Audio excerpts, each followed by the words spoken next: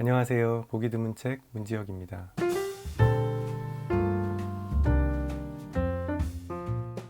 11번째 질문 볼까요? 소열이 님께서 굉장히 여러 가지 질문을 주셨는데요. 일단 첫 번째는 대학교 강의를 다니면서 인상 깊었던 학생과 학생의 창작 소설 물어보셨는데, 제가 어떤 학생을 호명하는 거는 아까 말씀드렸듯이 조금 어려울 것 같고, 하지만 읽으면서 정말 감탄하게 되는 소설들이 있습니다. 그리고 그런 재능을 가진 학생들이 간혹 가다가 자신의 재능을 잘 모르는 경우가 있어요. 그래서 그럴 때는 제가 최대한 얼마나 좋은 글을 썼는지, 그리고 얼마나 많은 가능성이 있는지를 알려주려고 노력하는 편입니다. 두 번째, 강사로서의 수익과 작가로서의 수익 차가 큰지 궁금하다고 하셨는데, 그리고 본업이 작가이신 거죠? 이렇게 여쭤보셨는데, 제가 이전에 올렸던 수입 공개 영상을 보셨다면 아마 금방 아실 수 있을 거예요. 수입만 놓고 보자면 저는 풀타임 강사고 파트타임 작가라고 할 수 있습니다. 물론 제가 생각하는 저의 가장 중요한 정체성은 작가이지만, 수입으로 보면 사실 보잘것없는 돈이고, 그렇기 때문에 이제 가르치는 일을 계속 하고 있죠. 간단히 말하자면 수익차는 굉장히 큽니다. 세 번째, 지속적으로 소통하는 학생이 있으신가요? 물어보셨는데, 네, 있습니다. 몇몇 학생들이 있고요. 그리고 때로는 연락이 끊기기도 하고 또 다시 연락이 오기도 하고, 또 간혹 자신이 책을 썼다고 보내주는 학생들이 있어요. 그럴 때 가장 고맙기도 하고 또 뿌듯하기도 합니다. 소설을 쓰다 막히면 어떻게 하나요? 소설을 쓰다 막히면 저는 낮에 카페에서 작업을 하다가 막힐 때는 메뉴를 하나 더 시키고요. 밤에 작업하다 막힐 때는 양치를 합니다. 이건 저의 중요한 영업 비밀인데, 양치를 합니다. 양치를 하는 이유는 잠깐 쓰는 그 자리를 떠나 있으면 소설이 갑자기 해결되는 경우가 간혹 있어요. 저는 양치를 하지만 청소를 하는 분도 있고요, 설거지를 하는 분도 있고, 걸레질을 하는 분도 있습니다. 그러니까 몸을 움직이는 어떤 일을 하면서 내가 막히는 부분을 내 무의식에 맡겨 놓으면 그게 저절로 해결되는 경우가 꽤 자주 있습니다. 그래서 저는 양치를 하는 편이고, 그러니까 소설이 잘 안 풀리면 제 치아만 계속 깨끗해지는 거죠. 뭐 2번, 3번 할 때도 있으니까요. 주로 소설을 쓰는 시간대 역시 대답 드렸는데 밤 12시에서 새벽 4시까지입니다. 최근에 좀 일이 많아서 원고를 많이 해야 될 때는 5시, 6시까지 하기도 했는데요. 그때 이제 한번 자는 시간이 늦어져 버려서 요즘도 계속 5시 넘겨서 자는 편입니다. 굉장히 잘못된 부분이기 때문에, 왜냐하면 저의 몸은 4시로 기억하고 있잖아요. 그래서 4시에 자면 신체적으로 별 무리가 없는데 4시 반, 5시, 5시 반, 막 6시 이렇게 되면 약간 다음날 지장이 생겨요. 이제 그런 것 때문에 조금 요즘은 염려가 됩니다. 그리고 6번, 7번은 감사합니다. 자, 그 다음 질문 짱구님께서 해주셨는데요.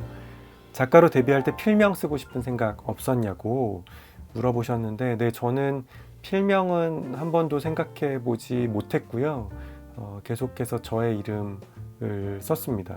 지금은 간혹 가다가 후회할 때가 있습니다. 왜냐하면 멋진 필명을 쓰시고 자연인으로서의 삶과 그리고 작가로서의 삶을 분리해 놓으신 작가님들 보면 약간 부러울 때가 있어요. 그래서 너무 늦었지만 이제라도 필명을 써야 하나라는 생각을 아주 간혹 가다가 하기도 합니다. 다음 질문 JHU님께서 주셨는데요. 어떤 작가가 되고 싶은지, 그리고 힘들 때 위로받은 책이 있다면 뭔지 물어보셨어요. 자, 먼저 어떤 작가가 되고 싶냐고 물어보시면, 글쎄요, 이건 너무 광범위하고 추상적인 내용이기는 한데, 시간을 견디는 글을 쓰는 작가가 되고 싶습니다. 세상에 많은 글들이 사실 유행가라는 말처럼 유행을 타잖아요. 문학도 유행이 있고 트렌드가 있고 흐름이 있는데, 그런데 우리가 시간을 견뎌낸 작품들을 고전이라고 부르죠. 그래서 제가 감히 고전을 쓰겠다는 말은 아니지만, 저라는 시간, 그리고 제가 속한 세계라는 시간을 조금 견디는 그런 글을 쓸 수 있는 작가가 된다면 더할 나위 없을 것 같습니다. 힘들 때 위로받은 책은 굉장히 좋은 책이라서 사실 저만 알고 싶은 책인데요. 데이비드 실즈의 문학은 어떻게 내 삶을 구했는가 라는 책입니다. 이 책이 저한테는 사실 그렇게 위로를 주려는 목적으로 쓴 책은 아닌데, 저는 굉장히 위로가 됐고, 제가 앞으로 작가로서 어떻게 살아가야 할지에 대한 힌트를 많이 얻은 책이라고 할 수 있습니다. 제스님께서 질문해 주셨습니다. 작가님이 생각하는 소설이란 무엇인가요? 이건 제가 최근에 나온 제 소설 초급 한국어에 아주 자세히 써 놓았는데요. 줄이면 저는 소설이 꾸며낸 이야기라고 생각하지 않습니다. 그리고 삶이 소설보다 크다는 말에도, 그러니까 소설이 삶보다 작다는 말에도 동의하지 않습니다. 삶과 소설은 최소한 동등하고 혹은 소설이 더 클 수도 있다고 생각해요. 우리 모두는 누군가의 이야기 속에서 살고 있는 존재일 수도 있고, 어떤 이에게 그것은 우주이기도 하고 시간이기도 하고 세계이기도 하고 혹은 신이기도 하죠. 그래서 우리는 모두 누군가의 창조된 이야기 속에서 살고 있는 존재이기 때문에 저는 소설이 삶보다 큰 무엇이라고 생각하고요. 그렇기 때문에 우리가 하루하루 살아가는 이 일상과 우리의 삶 전체가 사실 아주 큰 소설의 일부라고 생각하는 편입니다. WYS님께서 물어봐 주셨어요. 문학의 거장처럼 쓰기 시즌2를 언제 개설하냐 물어보셨는데, 이 수업은 제가 기존에 해왔던 방식과는 조금 다르게 해보려고 합니다. 어떤 대학이나 외부 기관에서 하는 게 아니라 이 유튜브라는 플랫폼을 통해서 저의 새로운 수업을 시작해 보려고 하는데요. 여기에 대해서는 다음에 조금 더 자세하게 말씀드릴 기회가 있을 것 같습니다. 죄송하지만 조금 더 기다려 주시면 좋은 소식을 들려드릴 수 있을 것 같아요. 그게 뭔데 님께서 질문해 주셨어요. 20살로 돌아가면 어떤 전공 선택하고 싶은지, 다른 전공 선택할지 같은 선택할지 궁금하다고 하셨는데, 모르겠습니다. 제가 진짜 돌아갈 수 있을지 모르겠지만 돌아간다고 해도 같은 선택을 할 것 같습니다. 그리고 조금 더 잘하고 싶습니다. 인생이라는 게 한 번밖에 살 수 없기 때문에 우리의 선택은 사실 진짜 선택이라고 할 수 없잖아요. 2번 살 수 없기 때문에, 단 한 번만 선택할 수 있기 때문에 그 선택이 사실은 존재하지 않는 선택일 수도 있는데, 다시 돌아간다면 그 선택은 존재하는 선택이 될 거고, 그렇다면 저는 같은 선택을 해서 조금 더 잘 해보고 싶습니다. 그리고 과거로 돌아가도 미국 유학을 갈지 궁금하다고 하셨는데, 역시 같은 맥락에서 저의 유학 생활이 성공적이었는지는 잘 모르겠어요. 저는 성공한 부분도 있지만 어떻게 보면 실패한 부분도 있다고 생각하는데, 역시 돌아가서 한 번 더 기회가 주어진다면 조금 다른 방식으로 잘 해보고 싶습니다. 이화둥둥님이 질문해 주셨어요. 중급 한국어 준비 중이라고 들은 것 같은데 사실인가요? 라고 물어보셨는데, 네, 사실입니다. 중급 한국어 준비하고 있습니다. 얼마 전에 계약서를 썼고요. 언제 출간될지는 사실 아무도 모르지만, 저를 포함 아무도 모르지만 최대한 빠른 시간 안에 좋은 소설을 써보려고 지금 작업을 시작했습니다. 많이 기대해 주시면 감사하겠습니다. 제가 맞게 읽는 건지 모르겠는데 소시킴님께서 질문해 주셨어요. 3가지 질문 주셨는데, 강의와 글쓰기를 어떻게 병행하는지 궁금하다고 하셨는데, 아까 제가 몇몇 분들의 질문에서 대답드린 것처럼 낮에 강의를 하고요. 보통 오후 시간에 강의가 있고 하루에 또 강의가 2개, 3개 있는 경우도 있으니까요. 보통은 이제 주간에는 강의만 하다가 하루가 가고요. 야간에 정해서 글을 쓰고 있습니다. 소설 외에 어떤 분야의 책을 주로 읽는지 궁금하다고 하셨는데, 문학 외의 분야도 읽냐고 물으셨는데요. 네, 문학 외의 분야도 많이 읽는 편이고요. 오히려 비율로 따지면 소설보다 비문학을 더 많이 읽는 편인 것 같기도 합니다. 사실 소설은 어떤 영감을 주기보다는 저에게 뭐랄까요, 열패감이랄까요, 열등감이랄까요, 좋은 작가들이 너무 많으니까 그런 감정을 주는데, 비문학은 그렇지 않고 영감을 줍니다. 정보도 주고 영감을 주기 때문에 비문학도 많이 읽고 있습니다. 3번째, 저의 글은 늘 시작만 있고 끝이 없습니다. 이야기의 끝은 어떻게 맺을 수 있을까요? 물어보셨는데, 역시 반대로 해보시면 도움이 될 것 같습니다. 제가 스토리텔링 강의에서 주로 하는 이야기이기도 한데요. 이야기를 시작해서 끝맺는 것이 아닙니다. 이야기의 끝을 먼저 상상하시고 끝장면, 마지막 장면을 먼저 쓰는 거예요. 그리고 거기에까지 도달하도록 이야기를 처음으로 돌아가서 진행시키는 것이 이야기를 완성시키는 하나의 방법이라고 할 수 있겠습니다. 물론 모든 글쓰기에서 이게 통용되는 건 아니지만 마지막 장면을 상상하고 처음을 시작해 보시는 것이 어떨까 싶습니다. 박정선님의 질문으로 넘어가 볼게요. 질문이 굉장히 어려운데요. 한국 소설에 있어서 2000년대 이전과 이후에 달라진 점, 그리고 최근 젊은 작가들의 소설 어떻게 평가하는지 궁금하다고 하셨는데, 이건 제가 대답하기에는 너무나 어렵고 큰 질문인 것 같습니다. 한국 소설에 있어서 2000년대 이전과 이후 글쎄요 어떻게 달라졌을까요? 그때그때마다 어떤 흐름이 있었는데, 예를 들면 한동안 후일담 문학이 유행하다가 또 어떤 파편화된 개인의 삶에 대한 소설들이 유행하다가 문단의 유행들은 그때그때 계속해서 바뀌어 왔죠. 그래서 제가 감히 여기에 말을 얹기는 어려울 것 같고요. 최근의 흐름은 분명한 것 같습니다.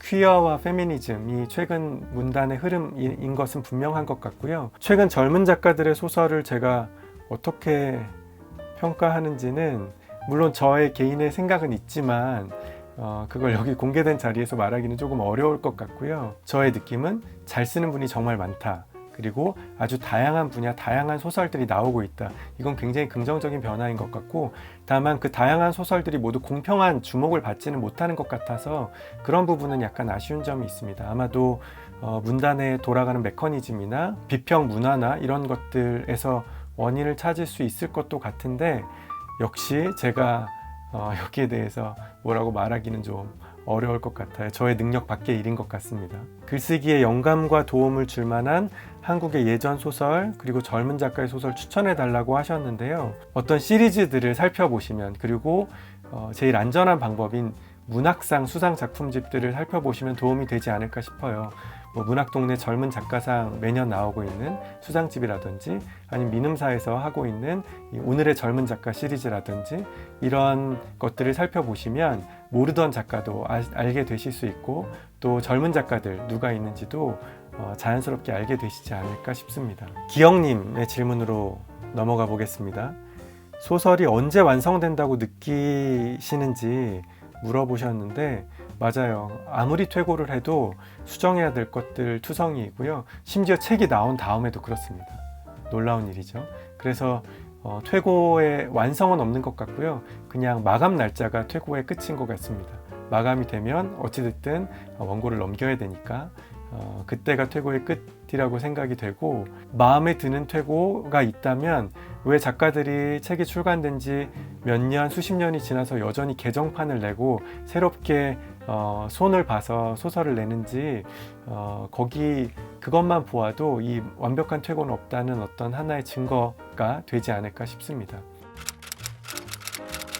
박정선님께서 아마 한 번 더 질문을 주신 것 같은데요. 스페인 문학 중에 인상 깊게 읽었거나 알려주고 싶은 책 소개해달라고 하셨습니다. 스페인 문학 제가 조예가 깊지는 않지만 제가 특별히 좋아하는 책은 백년의 고독, 마르케스의 백년의 고독이라는 책을 혹시 읽어보지 않으셨다면 강력하게 추천드리고요. 그리고 지적 자극과 영감을 주는 책은 보르헤스의 책을 당연히 꼽을 수 있겠죠. 보르헤스의 단편들을 읽어보시면 아마 두뇌에 큰 자극을 주실 수 있을 것 같습니다. 희다님께서 질문해 주셨어요.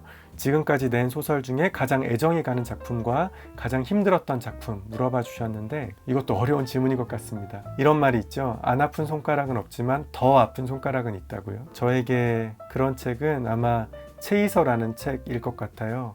저의 첫 장편이기도 했는데 쓰면서 좀 여러 가지 우여곡절을 겪기도 했고, 미국에서 쓴 장편이기도 하고요.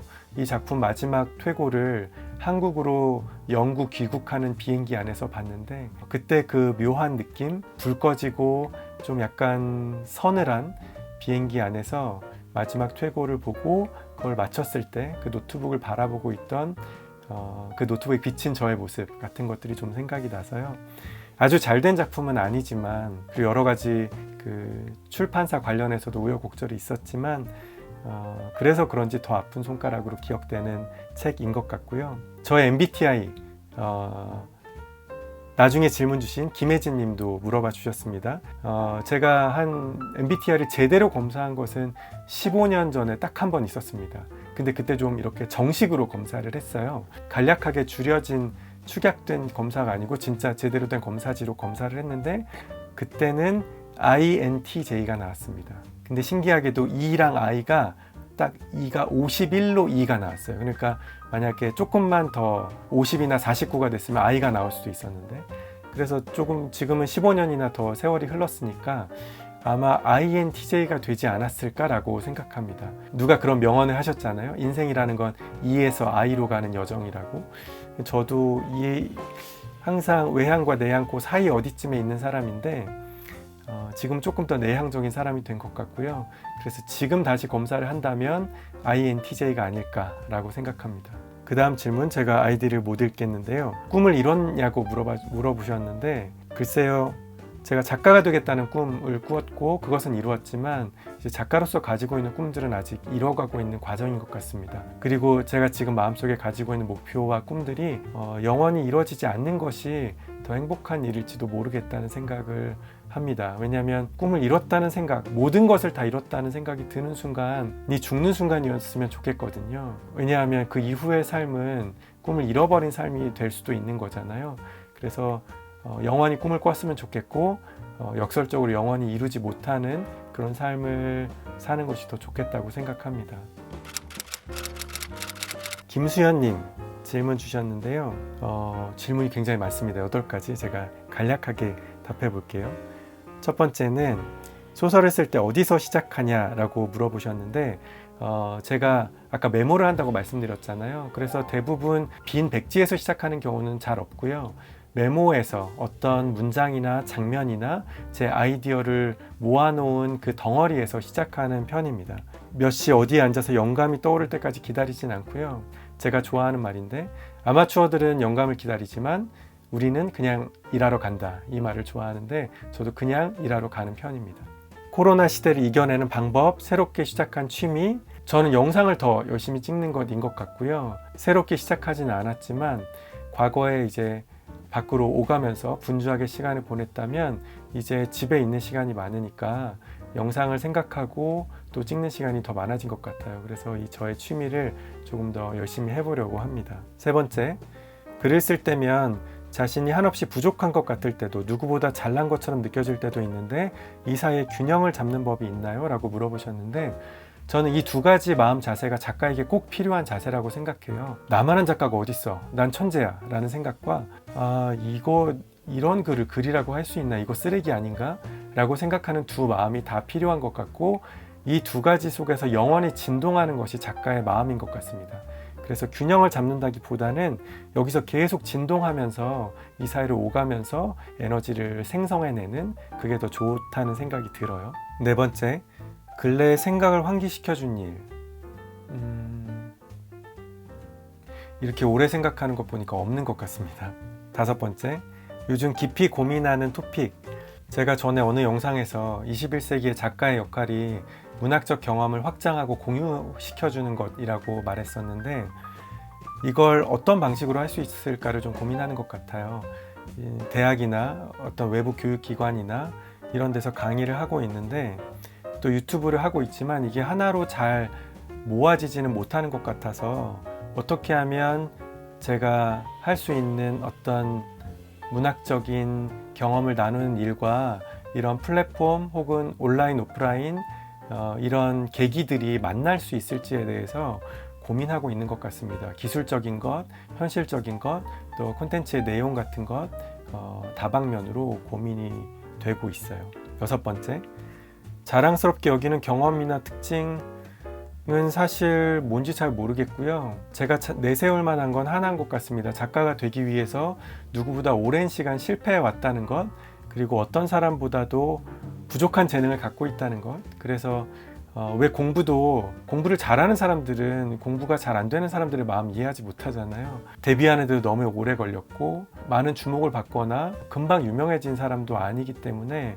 지금도 마찬가지지만 작가가 되기까지, 또 작가가 되고 나서 경험했던 저의 약한 부분들이 저에게는 자랑이 될 만한 혹은 도움이 될 만한 경험이 될 것 같다는 생각을 합니다. 7번째, 글 쓰는 툴.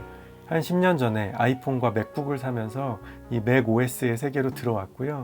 그래서 지금은 아이폰, 아이패드, 맥북에 이 굴레에 갇혀 있습니다. 그래서 어떻게 쓰냐면 컴퓨터로 쓸 때는 그 페이지스라고 하는 맥의 기본 워드 프로세서로 작성을 하고요.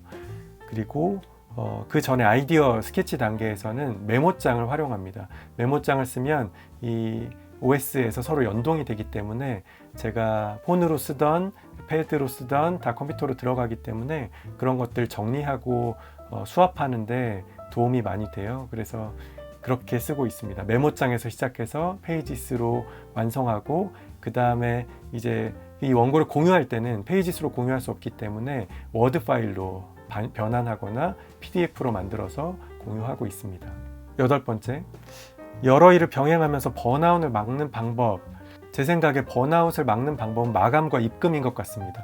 써야 할 글이 있고 또 돈이 입금되면 어떻게든 하는 것 같거든요. 특히 저처럼 모범생으로 평생을 살아온 그런 기질, 그런 습성을 갖고 있는 사람들은 마감이라는 약속, 또 입금이라는 어떤 부담을 주면 어떻게든 하게 되는 것 같습니다. 그래서 오히려 저는 번아웃이 아무것도 할 일이 없을 때, 그리고 좀 여유가 생겼을 때 갑자기 좀 무력감을 느끼는 편이고요. 일을 할 때는 쉽게 번아웃이 되지는 않는 것 같습니다. 이영은님 질문. 첫 번째는 단순히 재미로도 책을 읽는지, 요즘은 어떤 책 읽는지 궁금하다고 하셨는데요. 작가가 되고 나서 제일 안 좋은 일이 있다고 한다면 재미로 책을 읽는 방법을 좀 잊어버린 것 같습니다. 좀 잃어버렸다고 할까요? 어떤 책을 읽어도 약간 업무나 일처럼 느껴지고 자꾸 일에 도움이 되는 무언가를 찾으려고 하는 것 같아요. 그래서 그게 가장 아쉬운 부분이고, 독서 목록을 정리해보면 1년에 재미로 읽는 책은 그래서 20권도 채 안 되는 그런 것이 좀 안타깝습니다. 요즘은 어떤 책을 읽냐고 물어봐 주셨는데, 제가 재미로 읽는다고 하긴 좀 뭐하지만 독서의 즐거움이라는 아주 두꺼운 책이 있습니다. 그 책을 조금씩 곶감 까먹듯이 읽고 있고요. 그리고 실례지만 이 책이 시급합니다 라는 이수은 작가님의 독서 에세이도 요즘 재미있게 읽고 있습니다. 두 번째 질문.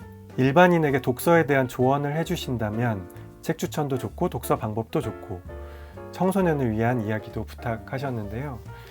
제가 독서에 대해서 조언을 할 만큼 독서를 많이 하는 사람, 다독가는 못 되지만 일단 완독해야 된다는 부담을 갖지 않았으면 좋겠고요. 한 번에 한 권을 읽어야 된다는 부담도 가지지 않으셨으면 좋겠습니다. 그냥 여러 권을 마음 가는 대로 펼쳤다가 덮었다가 하는 그 행위 자체가 저는 중요한 독서의 행위라고 생각하고요. 제가 좋아하는 방법은 저는 장소에 따라 책을 좀 달리 두는 편이에요. 거실이나 책상이나 식탁이나 아니면 화장실에까지 조금 다른 책을 갖다 두고 거기에 가면 그 책을 잠깐 훑어보는 이런 방식의 독서를 하시면 아주 작은 짜투리 시간에도 무언가를 읽는 그런 경험을 하실 수 있을 거고요. 저는 핸드폰을 사용한 독서도 즐겨 하는 편입니다. 요즘은 이북 리더들도 많이 사용하시지만 핸드폰은 우리가 항상 들고 다니는 어떤 디바이스잖아요. 그래서 지하철이나 버스에서나 아니면 무언가를 기다릴 때도 저는 핸드폰으로 책을 꽤 많이 보는 편이고요. 그런 방법도 한번 생각해 보시면 좋겠습니다. 청소년을 위한 방법은 일단 부담을 느끼지 않았으면 좋겠고요. 재미있는 책, 읽히는 책부터 시작하면 쉬운 책부터 시작해서 조금씩 넓혀나가는 방식의 독서를 하면 좋겠습니다. 드디어 마지막 질문입니다. 오래 기다리셨는데요. 김영주님의 질문. 스크리브너 같은 글쓰기 툴을 쓰는지 컴퓨터는 못 쓰시는지 궁금하다고 하셨는데 아까 잠깐 대답했지만 저는 맥을 쓰고 있습니다.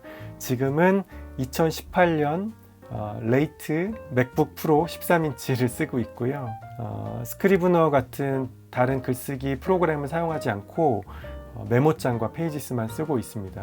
그런 글쓰기 프로그램이 좋다는 얘기는 많이 들었는데요. 저는 최대한 단순한 기능만 사용하기 때문에 아마도 귀찮아서인 것 같은데 새로운 툴을 배우지 않고 그냥 있는 걸 잘 활용하고 있고요.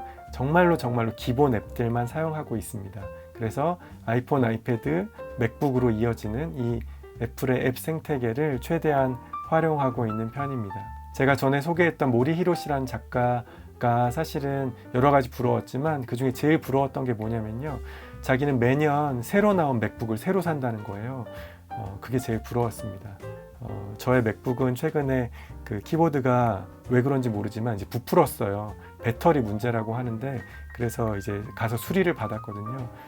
그때 또 모리 히로시 생각을 했습니다. 내가 모리 히로시였으면 매년 그냥 맥북을 갈아치웠을 텐데 라고 생각했는데 저는 전에 쓰던 맥북 에어는 7년을 썼고요. 컴퓨터를 오래 쓰는 편이라서 아마 이 맥북 프로도 지금 18년 12월에 사서 만으로 2년 조금 넘게 썼으니까 앞으로 5년 정도는 더 쓰게 되지 않을까 라고 생각합니다. 자, 이것으로 해주신 질문 모두에 대답을 드렸습니다. 질문해 주신 모든 분들께 다시 한번 감사드리고요. 이 중에 제가 5분을 추첨해서 선물을 드리려고 합니다. 아래 더보기란에 어떤 분들이 선정되셨는지 써놓을 테니까요. 이분들은 저에게 이메일로 주소를 알려주시면 저의 책을 보내드리도록 하겠습니다. 질문해 주신 모든 분들께 다시 한번 감사드리고요. 그럼 우리는 또 다음 영상에서 만나요. 안녕히 계세요.